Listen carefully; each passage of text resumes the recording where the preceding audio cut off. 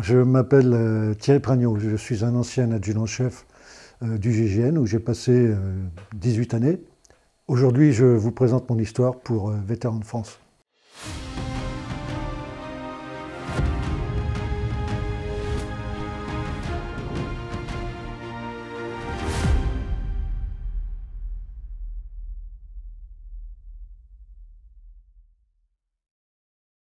Je me présente, Thierry Pragnot, j'ai 67 ans et j'ai fait 18 ans au GIGN, mais avant, j'ai été civil aussi. Je n'étais pas destiné du tout à rentrer en gendarmerie puisque j'ai un CAP de mécanique, donc ça n'a strictement rien à voir.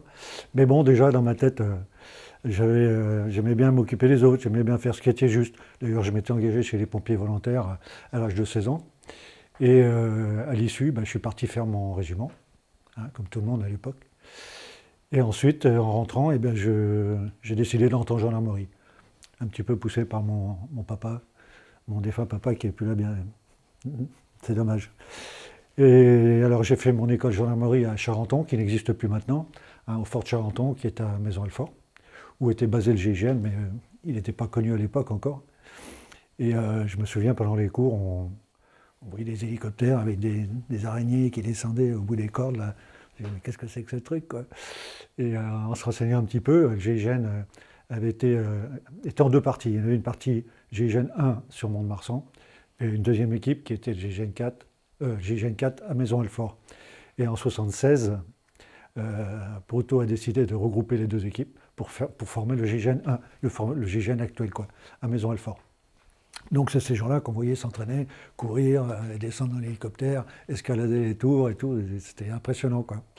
Et à l'école gendarmerie de Charenton, il y avait une seule compagnie, et l'effectif de la compagnie, il y avait systématiquement 30% de l'effectif qui était muté à la garde républicaine, d'office. Donc en rentrant, on savait déjà qu'on était garde républicain. On m'a dit, toi, t'es grand, tu iras au premier régiment présidentiel à l'époque de Giscard d'Estaing, où j'ai commencé à faire du sport avec des copains. Et il y a un moment où Giscard d'Estaing avait décidé de créer des équipes commando. Alors le premier régiment était en deux parties. Il y en a une partie où j'étais moi avec Kellerman, dans le 13e arrondissement, et une deuxième qui était sur Nanterre. Alors les deux équipes ont été testées, ça faisait 20 gars à peu près. Puis là, on a fait des entraînements un peu plus poussés, à Cormeillon-Parisis, et ainsi de suite. Et là, on a été breveté para, le vrai brevet, à l'époque. Maintenant, ils font que 4 sauts, je crois. À l'époque, c'était 6 sauts, avec l'étoile dessous. C'est le vrai brevet. Là, maintenant, ils donnent le brevet sans l'étoile. C'est-à-dire que les gars ne font que 4 sauts, et ce qu'on appelle le brevet fantoche, en fait. C'est pas le vrai brevet. Alors j'avais un tonton qui était gendarme, adjudant-chef, comme moi, qui est décédé maintenant, le pauvre. Mon papa n'était pas dans l'armée, il a fait les cadets de l'armée, mais il est parti très tôt, j'ai jamais eu l'occasion de parler de ça avec lui, de connaître son cursus, de savoir ce qu'il a fait. Je savais qu'il avait fait plein de choses, mais j'ai jamais pu en discuter avec lui. Non, dans ma famille, j'avais un oncle par alliance qui était lieutenant-colonel dans l'armée, mais voilà quoi, j'étais pas destiné à partir là-dessus, quoi. Et je ne regrette pas du tout. Donc j'ai fait mes périodes de 3 ans à la garde républicaine, où on a fait plein de choses, c'était hyper intéressant, beaucoup de sport. Et au cours de mes 3 années au GIGN, j'ai eu l'occasion de participer à des stages qu'organisait le capitaine Baril à l'époque, numéro 2 du GIGN. Et c'est là que j'ai appris un petit peu à connaître les gens, discuter un peu avec eux. Et comme je finissais bien au niveau des stages, le capitaine Baril m'a dit un jour, mais pourquoi vous n'essayez pas de rentrer au GIGN, quoi? J'ai dit, écoutez, mon capitaine, je vais essayer. Et arrive une demande au niveau national pour prétendre à faire les tests. Alors, je ne me souviens plus combien on était, 60, 80 à présenter les tests. Et je finis 3e, malgré très peu de temps d'entraînement, parce que je me suis entraîné pratiquement 3 mois, quoi. Donc je suis entre GIGN, pré-stage, machin, et à la fin du stage final, je finis 1er. Donc là, j'ai eu le temps de m'entraîner pendant pratiquement 1 an. Et puis voilà, je me retrouve brevet 60, opérationnel, au groupe 1, voilà, jeune gendarme du GIGN. Messieurs, vous avez enfin obtenu votre brevet et je vous propose de le baptiser, selon la tradition, au champagne.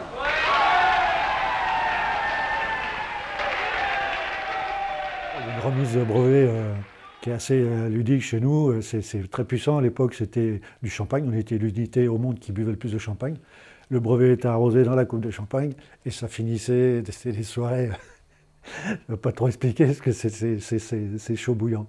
Et là, c'était les poteaux, je me souviens, qui nous remettaient nos brevets. Porte-le haut et soyez-en fiers. Ça finissait dans la coupe de champagne et puis c'était parti. On rejoignait nos groupes. À l'époque, c'était des groupes. Maintenant, c'est des sections. Et puis, on était accueillis comme ça se doit. C'est un excellent souvenir, ouais. Bon, après, il faut faire ses preuves. Hein. On est tout nouveau dans la boutique. Puis j'ai eu l'occasion très, très rapidement, d'ailleurs, de faire mes preuves comme tireur, parce que j'étais très bon tireur. Et je me souviendrai toujours, je pense, de ma première intervention. C'était un forcené harki dans les Vosges, à Dievillers exactement. Un vieux monsieur, tireur d'élite à l'armée, qui ne voulait pas payer une facture de gaz et d'électricité de 500 francs à l'époque. Et on a su que par la suite, en donnant l'assaut, les collègues ont trouvé des liasses de billets de 500 francs brûlés, quoi. Donc le gars, il avait décidé de ne pas payer, de faire sa petite guéguerre. Il a tué le voisin qui cueillait ses pommes. Il a tiré sur les employés qui étaient venus lui couper le gaz et l'électricité. Et il a tué une autre personne. Il a tué nos 2 chiens qui ont été envoyés. Donc le mec tirait très bien, que de nuit, voilà. Et je me souviens, dans l'avion, c'était un 262 à l'époque. Le capitaine Baril se promène entre les sièges et demande qui a fait le meilleur tir aujourd'hui. Puis tous, ils m'ont tous désigné, puis effectivement j'avais fait le meilleur tir fusil de la journée. Bon, ben vous serez tireur d'élite. Et puis ça a duré toute la soirée, changement d'emplacement, machin et tout. Et je me suis retrouvé derrière ma lunette pendant 17 heures avant de pouvoir ouvrir le feu. Et j'avais une fenêtre de tir, c'est une grande porte cochère, avec une toute petite porte qui était ouverte, il y avait une voiture dans le fond. J'étais dans un poulailler, les pieds en l'air, enfin en plein hiver, c'était un truc de fou. Et j'avais une fenêtre de tir de quelques centimètres entre le toit de la voiture et l'endroit où j'ai vu passer le gars pour aller tirer sur les collègues. Pour la petite histoire, à l'époque, on avait des postes radio, des MX330, et on n'avait pas de discréteur pour mettre dans les oreilles comme ils ont maintenant. C'est-à-dire que Baril, d'où il était, le forcené entendait tout ce qui se disait dans les radios. Et à un moment, vers 7 h du matin, alors il avait pris du gaz, il avait pris de tout. Hein. Le gars, il disait rien. Il a tué nos 2 chiens, il avait blessé 5-6 gars de chez nous. Enfin bon, c'était un truc de fou. Et le gars, jusqu'au boutiste, pas un bruit, il toussait même pas, alors qu'à l'autopsie, les poumons saturaient à 75% de gaz, CB. C'est vraiment impressionnant. Et après l'autopsie, on a vu, c'était fabriqué un espèce de gilet pare-balles avec une plaque en ferraille. Enfin, ah oui, le mec était décidé, il voulait finir en beauté, quoi. Et vers 7 h du matin, on entend Baril qui dit à 2 collègues, Michel et Jean-François, vous passez dans la pièce suivante. Alors ils avaient réussi à rentrer dans le couloir, il y avait une première pièce, et il lui demandait de rentrer dans la deuxième pièce. Seulement le forcené, il était juste en face dans le couloir, et forcément personne ne le voyait. Et quand Baril a dit ça, les potes allaient sortir pour aller dans la... Et là j'ai vu le forcené sortir de sa place, mettre en joue les copains pour les tirer. Et là, j'ai pas hésité, je l'ai neutralisé, quoi. Et là, je n'avais pas le choix, c'était ça où mes 2 collègues étaient morts. Donc voilà, le gars est passé à ce moment-là, je l'ai vu se mettre debout, et là, c'était pas un tir de neutralisation, si on veut dire. Bon. Et là, c'était un tir réflexe. Si j'avais pu lui mettre une balle dans l'épaule, je l'aurais fait, mais là, c'était pas possible. C'est un tir réflexe pour défendre mes collègues qui allaient se faire tirer dessus, quoi. Donc c'était ma première intervention, ça m'a bien marqué, quoi. Et ça me marque encore aujourd'hui. C'est la première, on ne l'oublie pas celle-là. 17 heures derrière les lunettes et je suis resté pendant 15 jours après. J'avais l'œil bloqué, je ne pouvais plus, à force de viser, j'avais le bloc, je ne pouvais plus me servir de mon œil là. Il était complètement bloqué. D'ailleurs, il y en a un des 2 qui m'a remercié parce qu'il y avait des journalistes sur place et qui ont pris des photos en noir et blanc. Et puis un jour, il y a Jean-François, un de ceux qui devait rentrer dans la deuxième pièce, là, m'amène une grande photo en noir et blanc où je suis dessus, où j'explique comment j'ai fait, comment ça s'est passé, avec une superbe dédicace dessus. Merci à celui qui m'a permis de voir le jour se lever. Je l'ai toujours là et c'est... Quand je la relis, ça touche, quoi. Un copain qui dit merci, tu m'as sauvé, quoi. C'est... Ouais.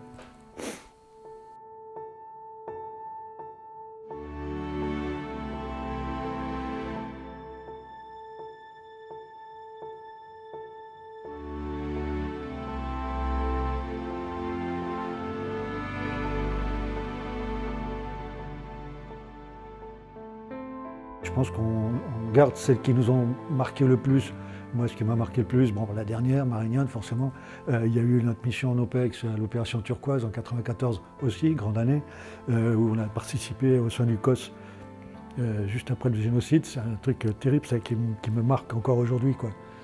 J'en ai d'ailleurs fait un bouquin parce que j'avais envie de raconter ce qu'on avait vécu là-bas, quoi. Voilà, le Rwanda, ouais, ça c'est inoubliable aussi, ça. Après, il y a eu des courses-poursuites où de gibier, on est passé, de chasseurs, on est passé à gibier avec des gens du voyage qui nous coursaient, qui nous ont tiré dessus. Je me suis retrouvé à 200 à l'heure avec un fusil à pompe sur la tête comme ça, le réflexe de freiner, le coup m'est parti 2 fois de suite devant, enfin un truc de fou, ça a duré 1 heure de folie, quoi. C'était une bande de manouches qui avait à Cergy-Pontoise là-bas décidé de faire la loi.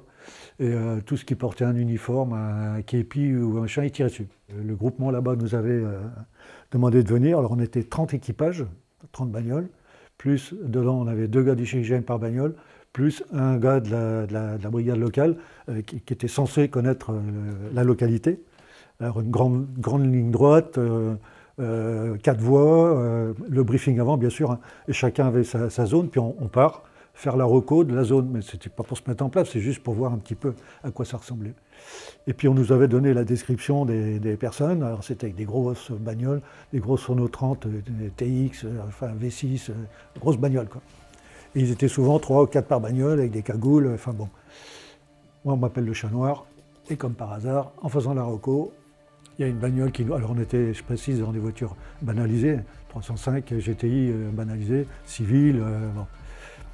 Et je vois dans le rétro, c'est moi qui conduisais, je vois une voiture qui arrive derrière et dans le rétro, je dis « Oups, c'est eux, ils sont là. » T'es sûr, t'es sûr? Puis là, on voit les gars qui nous croisent, cagoule retroussée sur la tête, 2 devant, 2 derrière, je dis « C'est bon. » Alors, ils se remettent devant nous, ils doublent une bagnole par la droite, et je dis « Tiens, c'est un peu bizarre cette histoire-là. » Alors je m'approche, il faisait nuit, je m'approche au plus près pour pouvoir essayer de lire les plaques et les passer à la radio aux collègues, les radios passaient pas.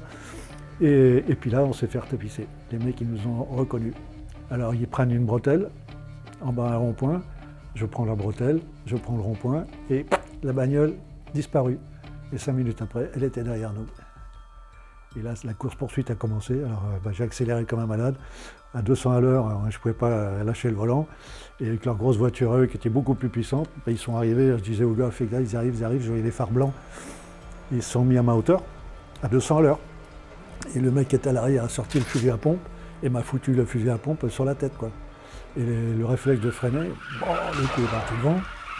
Là, les gars repartent et 3 ou 4 kilomètres plus loin, rebolote. Les gars étaient de nouveau derrière nous et refont exactement le même manège, quoi.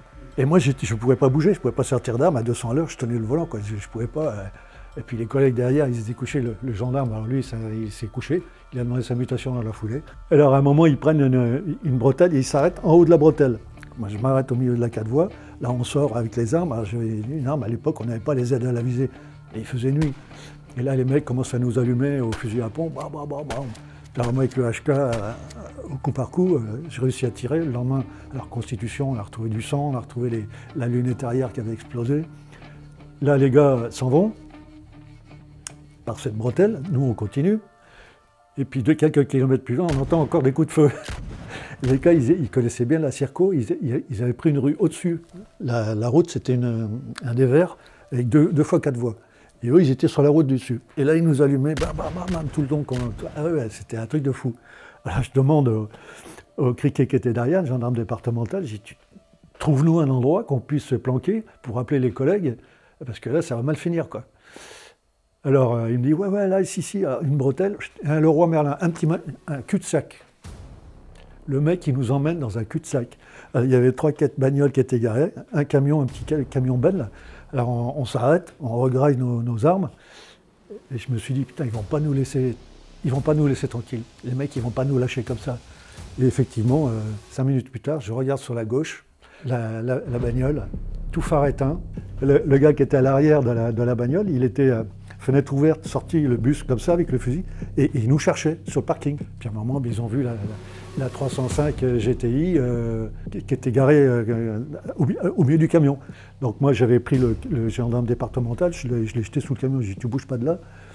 Et puis le gars, il a avancé sur nous, et puis c'était en contrebas, ils étaient à 25 mètres au-dessus de nous, quoi. Puis là, bam, bam, bam, bam, ils nous ont allumé, la voiture était truffée de plomb. Alors j'ai réussi à faire un roulé-boulet et aller chercher le HK qui était dans la bagnole. Puis là, j'allumais, puis avec le silencieux, le HK silencieux, SD2, là, ça fait, t'entends plic, plic, mais puis le gars, il tombe pas, tu te dis, putain, mais je tire quoi, des billes en caoutchouc, quoi. Et en fait, le lendemain, on entendait, quand je tirais, on entendait un bruit de ferraille. Et le lendemain, on s'est aperçu que, en fait, ça tapait dans la glissière de sécurité. Donc le mec, il continuait à me tirer dessus, ça ne le touchait pas. Et les impacts étaient groupés parce que je tirais au coup par coup, quoi. Et puis la bagnole se tire, je continue à tirer. Et puis voilà, on réussit quelques kilomètres plus loin à joindre le capitaine Kim. On lui explique le truc, et puis voilà. Et le lendemain, ils ont retrouvé la bagnole brûlée, comme ils font d'habitude. Et il y a eu des blessés et certainement des morts, parce que quand la première fois où ils se sont arrêtés à la bretelle, où j'ai pété la lunette arrière et tout, il y avait du sang dans la bagnole, et là, ils n'étaient plus que 3. Donc il y en a un qui a dû passer à l'as, quoi. Et puis les autres, on ne sait pas ce qu'ils sont devenus. Alors apparemment, il y a les gens de l'EPGN, quelques temps après, qui ont fait une descente dans le camp des gens du voyage de là-bas, du coin. Et ils auraient trouvé des blessés qui auraient dit « ouais, on s'est blessé, machin, machin. » Enfin, bon. Les morts ont été enterrés, la bagnole a été brûlée, et voilà. Alors ça, j'en rêve encore. Parce que passer de policier à gibier, ça fait vraiment bizarre, quoi.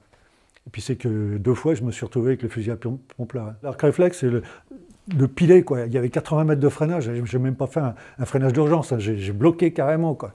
Et 80 mètres de freinage, on a mesuré le lendemain quand on a fait la reconstitution. Ben, il y a 200 à l'heure. Hein. Et deux fois de suite, je me suis retrouvé avec le pompe là, sur la tempe. Hein. Là, il avait le tube sur la glace, là, ici, sur ma tête. Là, celle-là, là, j'en rêve encore. Même aujourd'hui, des années après, j'en rêve toujours, quoi. Moi aussi, j'ai pris du plomb parce qu'ils tiraient un peu de tout. Ils avaient, je ne sais pas ce qu'ils avaient dedans, du petit plomb, du gros plomb. La bagnole était truffée de plomb, de toute façon. Alors, et le collègue, il en a pris des plombs aussi sur la tête. Hein. 2 ou 3 dans le cuir chevelu, mais bon, pas grand-chose, quoi. Par contre, le gendarme départemental qui était derrière nous, on s'est demandé où il était. Au début, il était couché entre les sièges, le pauvre, c'est pas son boulot. Hein. Et dans la foulée, il a demandé sa mutation. Ah oui, non, mais il a eu la trouille de sa vie. Bon, moi, c'est pareil, j'étais pas non plus bien dans mes godasses. Hein. Oui, non, mais je n'ai pas dormi du tout, je faisais des bonds dans le lit. Ouais. Et puis même des fois, ça m'arrive là. Le fait de ne pas avoir pu, pas se venger, mais voilà, au moins les arrêter. Tu vois, on me tire dessus, attends, tu vas voir. Et là, rien, quoi. Le mec, il s'est barré, puis je ne sais même pas qui c'est, quoi. Et je ne le saurai jamais.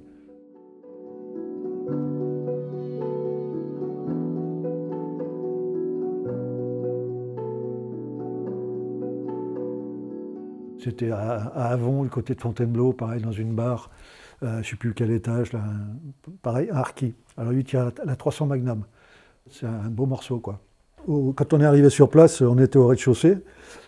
On a repéré à peu près où était l'appartement du forcené. Et on a demandé aux gens, aux étages, on est monté, on a grimpé, on a demandé aux gens s'ils pouvaient... on s'est présenté forcément, puis ils étaient au courant, parce qu'ils entendaient les coups de feu. Ils m'ont dit, ouais, pas de problème. Et là, ils nous ont installés dans leur cuisine, qui donnait juste en face, avec la table. Là, c'était nickel. Moi, j'avais un fusil FRF1 avec une OB50, c'est une lunette de tir de nuit. Et à un moment, il a coupé un pompier en 2. Il y a des policiers qui sont montés à l'étage et qui ont mis les anciens boucliers, qui avaient une forme un peu bizarre là. Ils avaient mis les 2 boucliers, l'un derrière l'autre, devant la porte du mec. Et lui, il tirait avec de la munition pointe creuse, de la munition de chasse, 300 Magnum. Et il y a un pompier, on ne sait pas pourquoi, il s'est retrouvé derrière le bouclier et derrière la porte. Poum, le gars la tire à travers, la balle qui touche les gilets. Surface frontale, grosse comme ça traverse tout, et ça a coupé le mec en 2, quoi. Les collègues avaient réussi à monter au-dessus de son appartement à lui, et il avait des rideaux sur toute une baie vitrée. Alors pour essayer d'ouvrir cette baie vitrée, ou au moins d'enlever les rideaux pour que je puisse, moi, le voir et le neutraliser, ils essayaient avec des rallonges de cyclis, de tirer et d'enrouler les rideaux, et à ce moment-là, le forcené qui les a vus a voulu les tirer. Et c'est à ce moment-là que je lui ai tiré une balle dans l'épaule. Et avec une full metal jacket, quand on touche pas l'os, ça fait un trou. C'est tout. Chez nous, notre philosophie, c'est de blesser la personne, le bras armé, de tirer dans le bras armé pour la neutraliser, pas la tuer. Comme ça, après, on la récupère, on la donne à la justice et après, elle fait son boulot. Ça dure dans le temps. Et puis, au petit matin, il commençait à faire jour. Je vois le gars qui était complètement à l'opposé de son appartement. Et là, il n'y avait plus de rideau, il y avait une baie vitrée.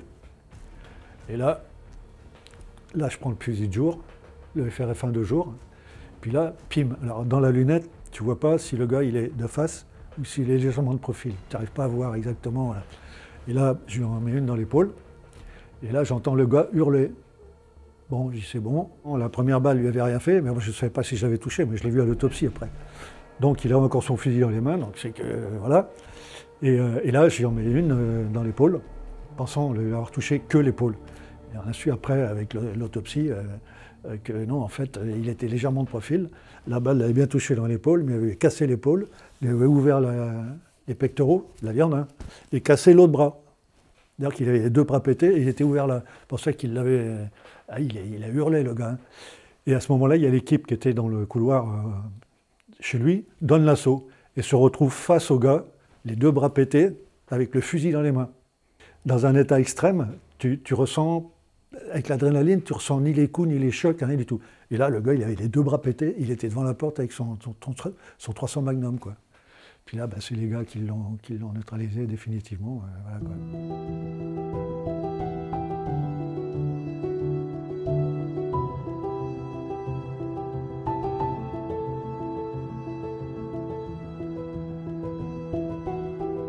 Alors, la vie à l'époque, on était 3 groupes. Donc, on avait un groupe de première alerte, qui devait être là dans les 5 minutes. Il y avait un groupe de deuxième alerte qui prenait la suite de la première et ainsi de suite. Et un groupe disponible. Disponible, le gars, il fait son auto-entraînement, il va faire ses courses, il va faire ses sauts en parachute, il va faire ses petits trucs, ses petits machins. Et dès qu'il y a un groupe qui partait, c'est l'autre qui prenait la suite. Alors ça, c'était une semaine. Une semaine sur une semaine. Alors là, c'était entraînement collectif la semaine d'alerte. Et c'était surtout entraînement collectif. Et on attendait qu'il y ait un départ. Ou pas. Il y a beaucoup de fois où il n'y avait pas.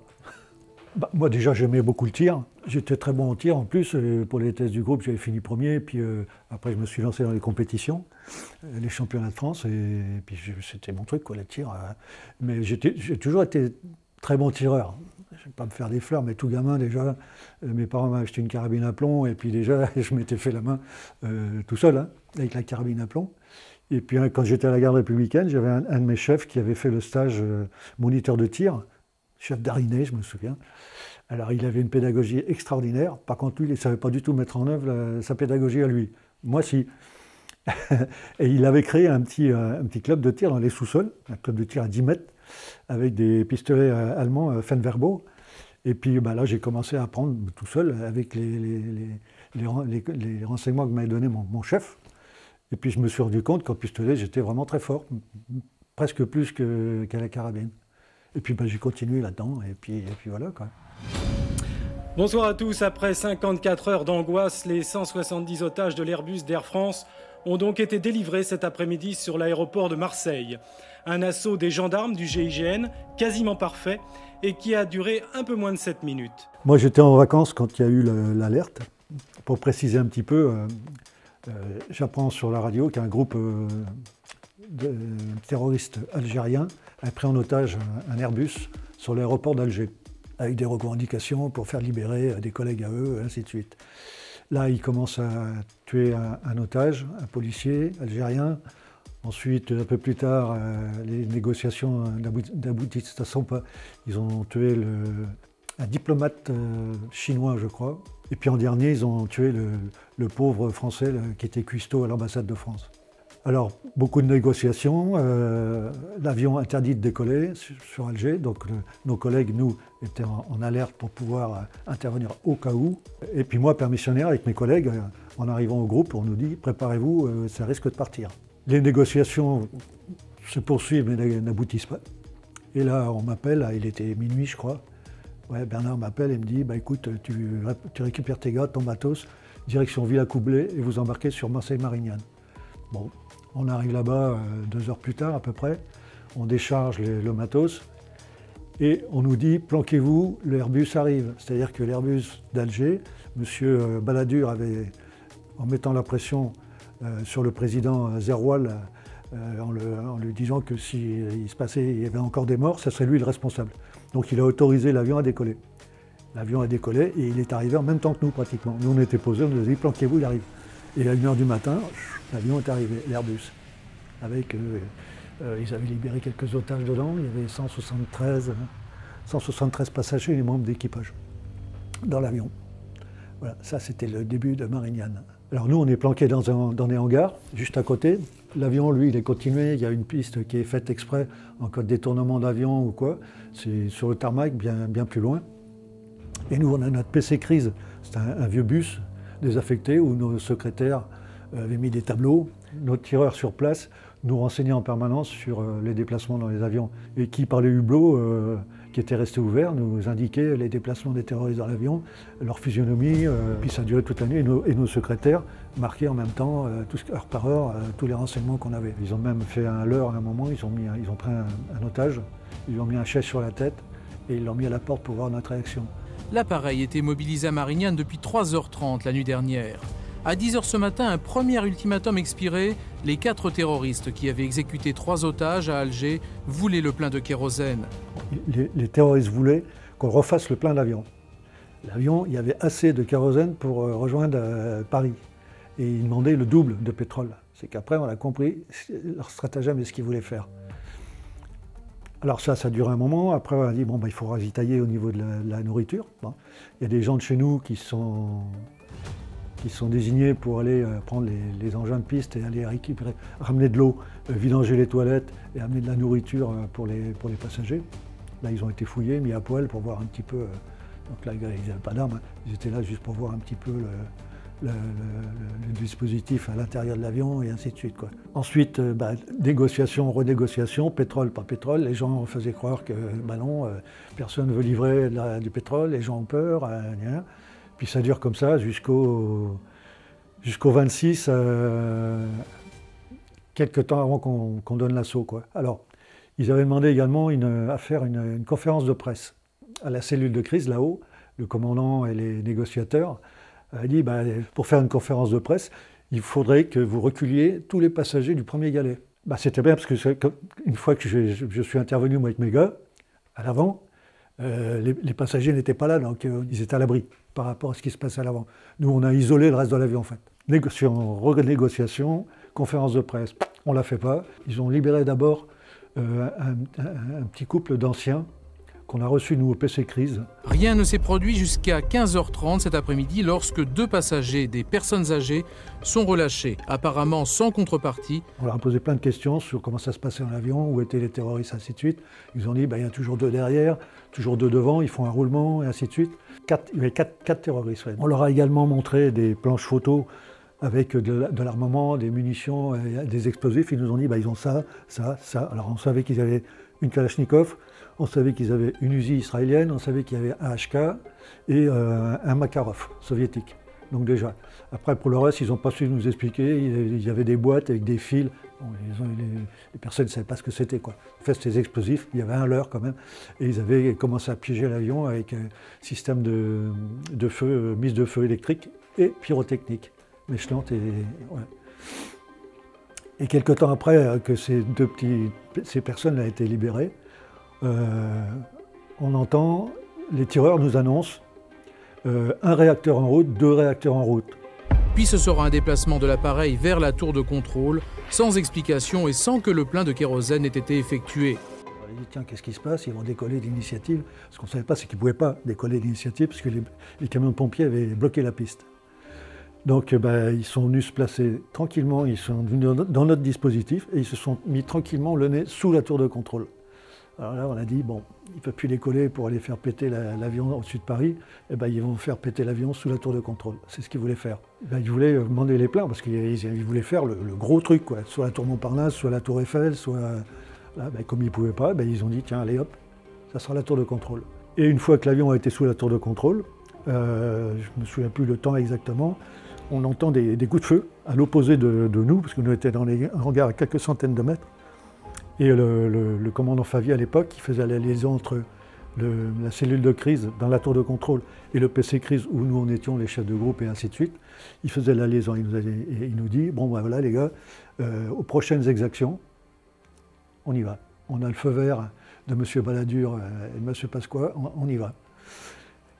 Quelques minutes après, il était 17h12 exactement, pour être précis, on entend des coups de feu à l'opposé sur la tour de contrôle. On a dit là c'est bon. Alors, top action, on était déjà sur nos passerelles. Top action du commandant Favier, et on part. Les forces du GIGN ont pris d'assaut l'appareil vers 17h15, alors que 170 personnes étaient toujours à bord. Nous, on était placés, toute mon équipe, les 8, on était placés sur des escalators, des passerelles borgnes, c'est-à-dire qu'on ne voit pas entre les marches.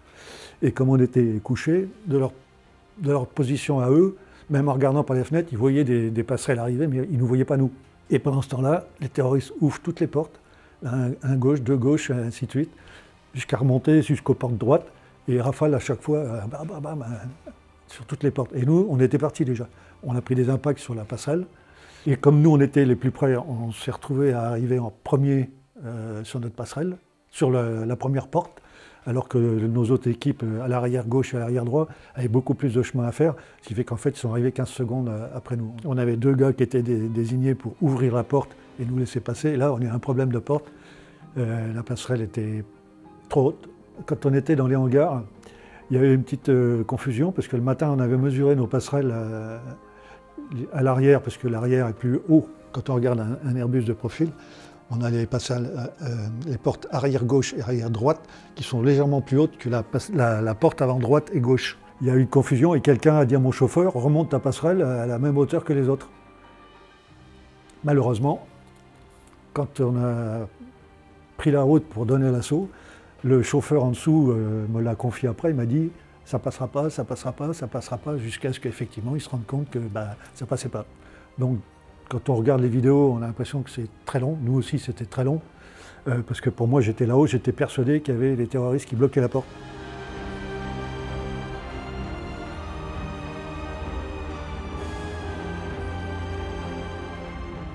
J'ai dit à Eric qui était à côté de moi, fais gaffe, il y a du monde derrière, on va s'en prendre une à travers, quoi. Et je me souviens au moment où entre le moment où on sortait des hangars et le moment où on allait sur l'avion, là, on s'est tous regardés et quelques années après, j'en ai reparlé avec les chefs des autres équipes et ils ont fait exactement la même chose que nous. On savait tous qu'il y en a probablement certains qui ne rentreraient pas, qui ne reviendraient pas vivants. Donc on s'est tous regardés du haut jusqu'en bas et on s'est tous serré la main. Et à travers les masques et la lumière de la tour de contrôle, on voyait nos têtes, on n'était pas bien, quoi. On savait que de toute façon, on allait un petit peu à l'abattoir, quoi. Et puis bon, ça s'enchaîne. Jeff qui est en dessous voit que ça passe pas, que c'est bloqué, file un petit coup de marche arrière. Là, la porte, elle s'ouvre. Il y a une petite marche à sauter de ça. Et moi, j'enquille directement dans le cockpit. Ça se passe en quelques secondes, quoi.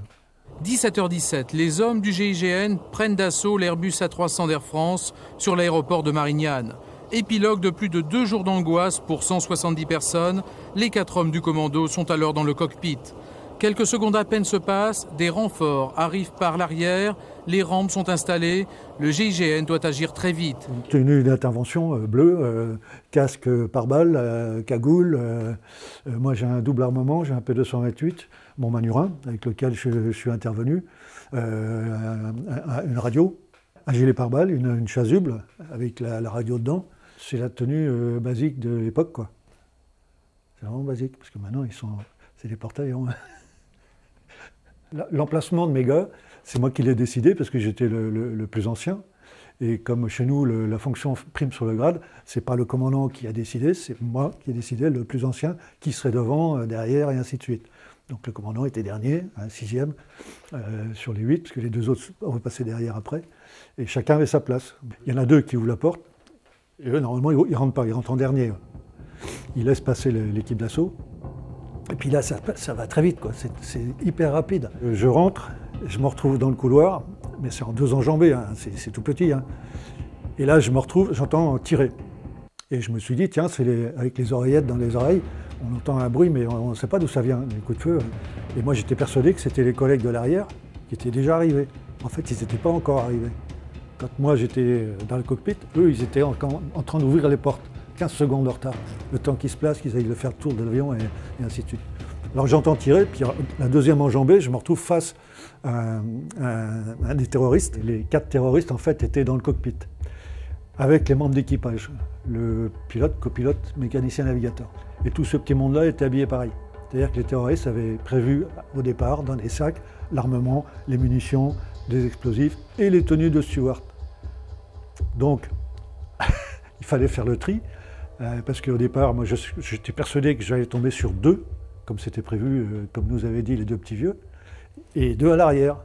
Et en fait, non, il y avait 7 personnes dans le cockpit. Le pilote, copilote, mécanicien navigateur et les 4 terroristes. Donc j'en vois un premier que je neutralise, le deuxième que je vois au dernier moment qui a des lunettes noires, une veste de steward, que je tiens en deuxième, et le troisième qui est juste derrière, qui est en chemise blanche, lui aussi, avec le HK, je le tire, et au moment où je le tire, le quatrième que je n'ai pas vu, qui était caché sous la table du mécanicien navigateur, qui avait la calache, le chef, Mohamed Yahya, là il me tire dessus, à la calache, et là j'en prends 7. Jusqu'à la 7e, je me la prends dans la joue. La première, je pense que je l'ai prise dans l'épaule, parce que c'est celle-là qui m'a sonné. La première, c'est comme si j'avais pris un 38 tonnes, quoi. Et après, j'ai été touché 1, 2, 3, 4, 2 fois dans mon gilet pare-balles, donc celle-là, voilà, et la dernière dans ma joue. Mais les autres, la première, je l'ai sentie, elle m'a fait très mal, et les autres, je ne les sentais plus après. Le corps, il se met en sécurité, avec l'endorphine, l'adrénaline, on ne sent plus rien. Et la dernière que je prends dans la joue, en fait, me sauve la vie, parce qu'elle m'éjecte, elle m'éclate ma visière, et elle me fait sortir du couloir. Et je me retrouve dans le premier galet, couché par terre, et le terroriste continue à me tirer dessus au coup par coup. Et je me souviens, je me suis dit, mets-toi à gauche, tu vas ramasser, quoi. Alors je me pouvais comme je pouvais avec mes jambes, et je me suis retrouvé à la porte à gauche, en face du strapontin qui sert pour le décollage pour les personnels navigants. Et là, le gars qui me tirait dessus, je voyais les impacts qui passaient à travers le siège, et juste au-dessus de moi. C'est les impacts qu'a pris mon collègue dans les cuisses, qui était lui à l'opposé, à gauche. Et je me suis dit, là, t'es vraiment mal, quoi. Épilogue de plus de 2 jours d'angoisse pour 170 personnes. Les 4 hommes du commando sont alors dans le cockpit. Quelques secondes à peine se passent, des renforts arrivent par l'arrière, les rampes sont installées, le GIGN doit agir très vite. Le copilote se jette alors sur la piste, il se blessera mais sera sain et sauf. Des toboggans sont déployés, il est à peine 17h20, on aperçoit des éclairs. Et ça a duré quelques secondes, et là, à un moment, il y a un collègue qui, comme on fait à l'armée, quand tu jettes une grenade, tu dis grenade. Bon, puis là, il y en a un qui dit grenade, et j'entends la grenade qui roule à côté de moi. Mais à côté, parce qu'elle a pété à 80 cm, quoi.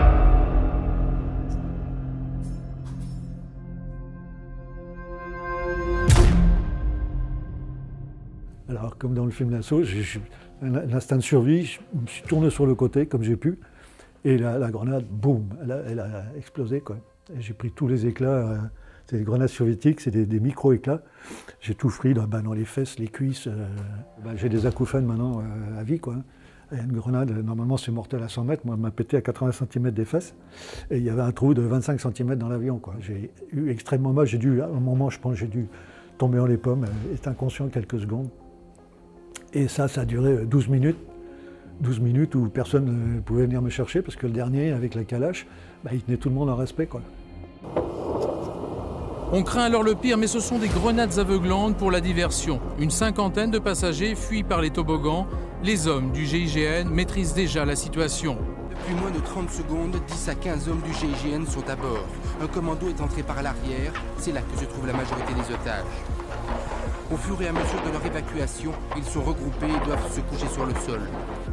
Le GIGN les débarrasse de leurs sacs, qui peut entraver, ralentir leurs mouvements, mais il peut aussi y avoir un terroriste cachant une arme. Puis, au bout de 12 minutes, on ne sait pas qui, il a été neutralisé. Et là, j'ai un copain qui est venu me sortir, me mettre sur le toboggan. Et puis là, les médecins m'ont récupéré en bas, ont vu l'état dans lequel j'étais, ils m'ont shooté. Et je ne me souviens plus de rien jusqu'à 3 h du matin à l'hôpital Sainte-Marguerite de Marseille, où la première chose que j'ai fait, c'est regarder si j'avais encore mon bras. Donc j'ai vu un gros machin tout jaune, et puis je voyais le bout de mes doigts, je dis bon, s'il y a les doigts, c'est que le bras il est encore là. Puis comme j'étais shooté et tout, j'avais pas mal, il y avait plein de gens autour de moi. Bon, tout allait bien. J'ai appris que tous les passagers étaient sauvés, donc bien, très bien. Et que les seuls blessés, c'était les copains, les collègues, quoi. Mais bon, je suis là aujourd'hui. La plus belle action et la plus belle page que le GIGN a gravée à ce jour. La fin de cette prise d'otage, on l'a vu, aura été très rapide. Ce soir, le gouvernement français et la classe politique ont rendu hommage à l'action du GIGN, sans qui le bilan aurait été sans doute beaucoup plus lourd. Alors moi, dans mon équipe, il y avait des grosses blessures, c'est moi le plus blessé. Après, c'était des blessures légères. Il y en a un qui a eu l'index coupé. Il y en a un qui a eu des éclats de balles dans la joue. 2 qui ont pris des éclats, un dans le mollet, un dans la fesse. Un qui a pris une balle de calache qui lui a sectionné le péroné. Et un qui en a pris 2 dans les cuisses. Ça n'a pas touché les os, heureusement pour lui d'ailleurs. Et puis celui on voit sur la vidéo un gars qui se prend, on voit une boule de feu, et le gars qui tombe en arrière. En fait, c'est un truc extraordinaire. Le mec, il a eu... le bon Dieu était avec lui ce jour-là aussi. Il était avec son P228, et le gars, le dernier terroriste qui restait avec la calache, sort et tire sur lui. La balle de la calache vient se mettre dans la tige guide du P228 et fait exploser la cartouche qui était dans la chambre. C'est ça, cette boule de feu qu'on voit là. Alors les journalistes, il y en a un qui s'est fait exploser la main. Non, rien à voir. Il a juste eu un petit bout une petite écorchure au bout du doigt, mais il a une chance terrible, quoi. La balle dans l'axe de son canon. C'est un truc extraordinaire, quoi. Un truc qui peut pas arriver 2 fois. Donc il se casse la figure, il descend, il emmène tout le monde avec lui. Là, il prend son manurin, sa 2e arme, et il remonte. Mais il n'a jamais pu rentrer dans l'avion, il est resté dehors jusqu'à la fin, quoi.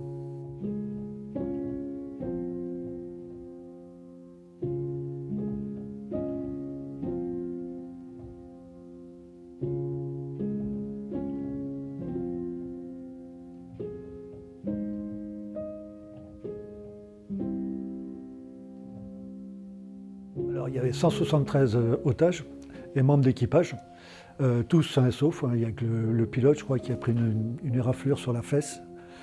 Tous les autres, bon, il y a les journalistes, bien sûr, qui ont dit ouais, il y a eu plein de blessés, 27 blessés.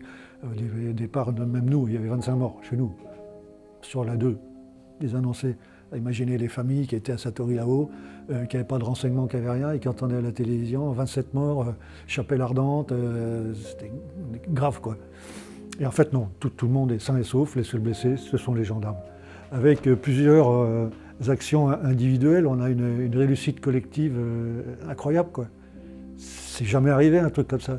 0 blessé chez les otages, 4 terroristes dans l'avion quand même, et armés comme il faut, hein. Donc c'est une belle réussite, voilà, c'est un truc que je ne peux pas oublier. Bon, déjà, je suis handicapé à 100%, donc déjà, ça, je ne peux pas l'oublier. Et ça me rappelle alors tous les jours, et voilà, jusqu'au bout, hein. Jusqu'au bout, ça sera à Marignane, quoi. Même encore la preuve, parce que j'ai eu une phlébite à cause de Marignane il y a 3 ans. Ben aujourd'hui, si c'était à refaire, ben je le referais, oui. Parce que c'est une grande fierté d'avoir sauvé tous ces gens, quoi. 173 passagers, manque d'équipage, avec qui j'ai d'ailleurs des contacts encore, et qui... Voilà, il y en a un, le pauvre, il me fait de la peine, Gilles, il s'appelle, et il est breton. Et après Marignane, il a complètement disjoncté. Et ça m'est arrivé avec mon épouse d'aller le voir, et là, c'est que du bonheur. Et c'est des larmes aussi, parce que il me saute au cou, il m'embrasse, il pleure. Et il nous est arrivé aussi d'aller voir le copilote, celui qu'on voit qui saute de la fenêtre, là, qui se fait bien mal d'ailleurs. Et il habite du côté de Bordeaux, donc on est allé le voir 2 ou 3 fois. Et ben, c'était toujours un grand plaisir, lui aussi, qu'on se revoit, qu'on discute, qu'on se rappelle forcément. Voilà. Et puis on repart avec une belle caisse de vin, parce qu'il a des propriétés, il a des vignes. Et voilà. Déjà à l'époque, à Marignane, à la caserne, quand je suis rentré de l'hôpital, il m'avait offert à moi 12 cartons avec des magnums, et puis j'ai donné ça au comité des fêtes. J'ai trouvé ça vachement sympa, quoi. Le commandant Favier, à l'époque, qui avait organisé pour les 20 ans un repas. Alors il y avait quelques anciens stewards qui étaient là, le personnel de la PNC et PNT, parce qu'il y avait le mécanicien navigateur qui était là aussi. Puis on avait fait un petit repas ensemble, c'était vachement sympa, ouais, on se retrouvait. À Satori aussi, là-haut, il y a un petit bar qui s'appelle Satori Bar. Et ça est arrivé plusieurs fois, tous les ans, on se retrouvait, on refaisait un petit peu la guerre, quoi.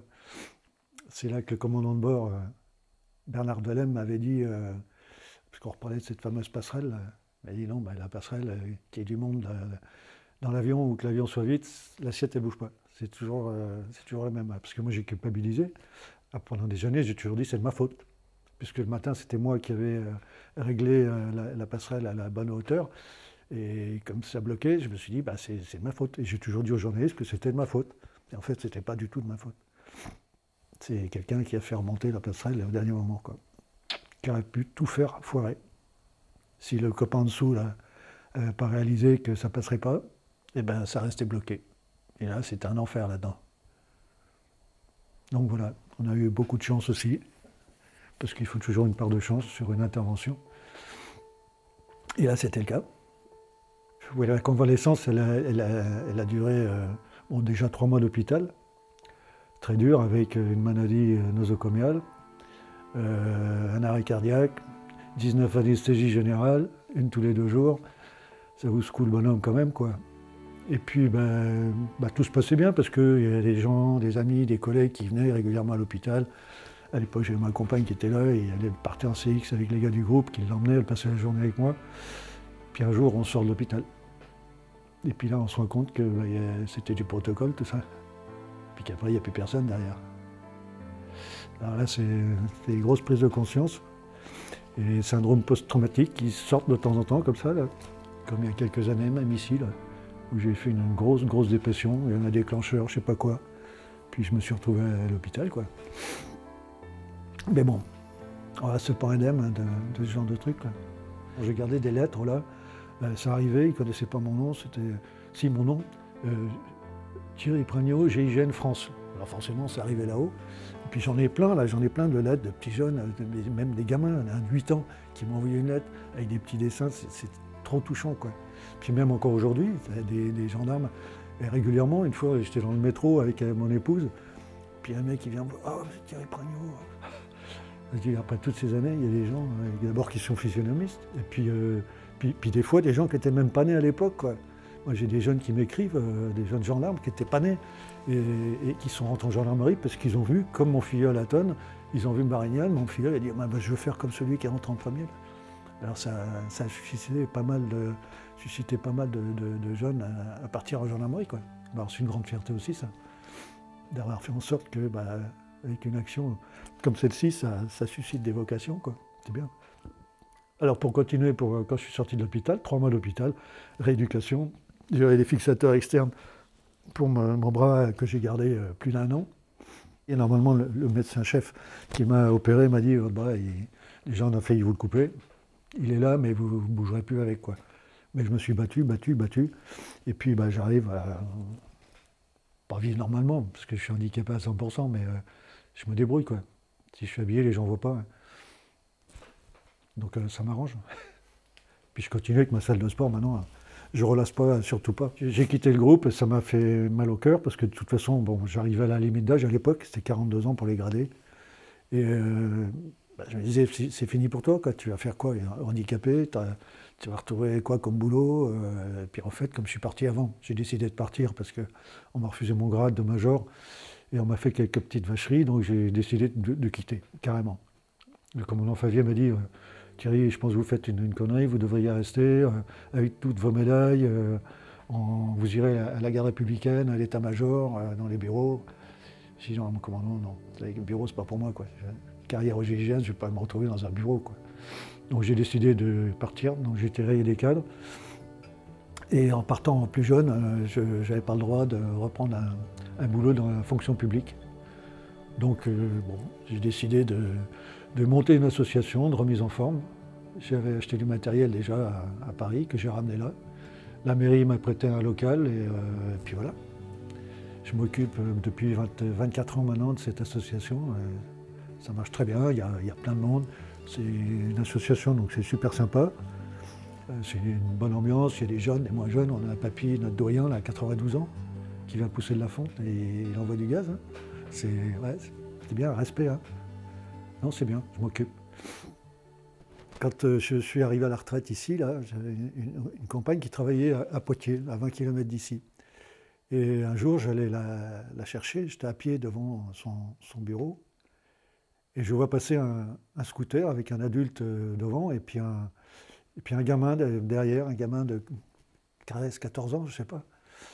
Et le scooter pile, s'arrête, fait demi-tour et revient vers moi. Alors je me méfie quand même, parce que moi, on ne sait jamais à qui on a affaire, quoi. Et le gamin saute du scooter et il vient me voir et me dit « Vous êtes Thierry Pragniot du GIGN ?» je suis tombé sur le cul un peu, parce que je me suis dit quand même, un gamin de cet âge-là, quoi, comment il me connaît? Et en fait, c'est des gamins, ils ont entendu parler, ils ont regardé les reportages, puis maintenant sur Internet, c'est facile, hein. Et régulièrement, oui, il y a des gens qui me reconnaissent dans la rue. Bon, ça me fait toujours bizarre, parce qu'après 30 ans, je dis, bon, les gens, bon, ils ont oublié, quoi. Ben non. Si je croisais un jeune aujourd'hui qui a envie de faire la même chose que moi, ou de rentrer dans l'armée, eh ben, je lui dirais, suis ton rêve, vas-y, bats-toi, et voilà, tu auras une carrière magnifique. Je te souhaite la même carrière que moi, d'ailleurs, parce que je pense que j'ai eu la chance d'avoir une très belle carrière.